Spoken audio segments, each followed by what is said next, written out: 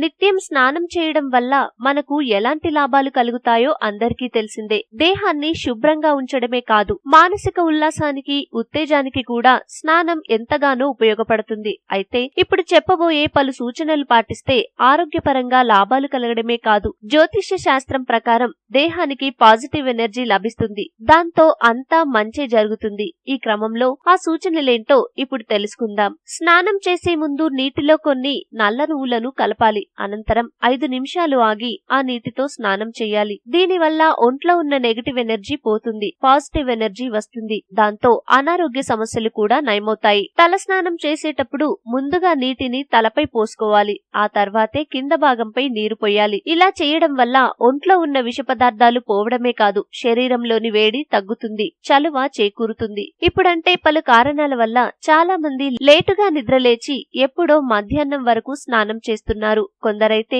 ఉదయమంతా మానేసి ఏకంగా రాత్రిపూట స్నానం చేస్తున్నారు. అయితే అలా చేయకూడదు. వేకువజామునే అంటే సూర్యుడు ఉదయించడానికి ముందే తల స్నానం చేస్తే చాలా మంచిది. అంతా శుభమే కలుగుతుంది. స్నానం చేయడానికి అరగంట ముందు ఫుల్ బాడీ మసాజ్ చేసుకోవాలి. దీంతో శరీరంలో ఉన్న అన్ని అవయవాలకు రక్త సరఫరా మెరుగుపడుతుంది. ఇలా చేయడం వల్ల అనారోగ్య సమస్యలు ఏవైనా ఉంటే పోతాయి. స్నానం చేయడానికి ముందు వ్యాక్సింగ్, షేవింగ్ వంటివి చేయరాదు. అలా చేస్తే చర్మం పాడవుతుంది, రంధ్రాలు పడతాయి, స్కిన్ డ్రైగా మారుతుంది. వ్యాయామం చేసిన వెంటనే స్నానం చేయరాదు. కొంతసేపు విరామం ఇచ్చాక స్నానం చేయాలి. ఇలా చేయడం వల్ల జలుబు, దగ్గు వంటి శ్వాసకోశ సమస్యలు రావు. ఏవైనా నదుల్లో స్నానం చేసేటప్పుడు వాటిలోకి దిగే ముందు ఓం అని అనుకోవాలి. ఇలా చేయడం చాలా మంచిది. గంగే చ యమున చైవ గోదావరి సరస్వతి నర్మద సింధు కావేరి జలేస్మిం సన్నిధం కురు అనే మంత్రాన్ని స్నానం చేసేటప్పుడు జపించాలి. ఇలా చేయడం వల్ల ఆయా నదుల రూపంలో ఉన్న దేవతల ఆశీస్సులు లభిస్తాయి. అవి మనకు